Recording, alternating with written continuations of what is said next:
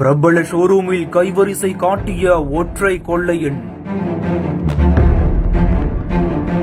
கைகளுக்கு கிளவுஸ், முகத்திற்கு முகமூடி அணிந்து கொண்டு பிளான் போட்டு இறங்கிய களவாணி. கடப்பாறை கம்பியால் கள்ளா பெட்டியை உடைத்து லவட்டிய சிசிடிவி காட்சிகள்.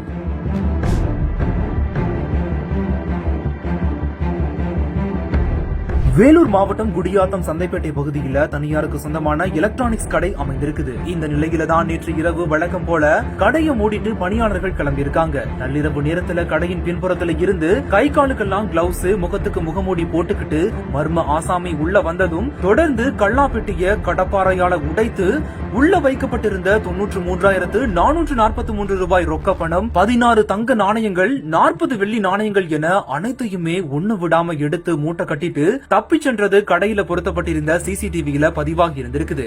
இதை தொடர்ந்து இன்று காலையில கடைக்கு வந்த ஊழியர்கள் கடை திறந்ததுமே கடையில இருந்த பொருட்கள் சிதறி கிடந்ததை கண்டு சிசிடிவியை செக் பண்ணி பார்த்ததுலதான் இந்த காட்சிகள் எல்லாமே பதிவாகி இருந்திருக்குது. உடனடியா இது குறித்து குடியாத்தம் நகர காவல் நிலையத்துல புகார் கொடுத்த நிலையில காவல்துறையினர் சிசிடிவி காட்சிகளின் அடிப்படையில விசாரணை மேற்கொண்டு வராங்க.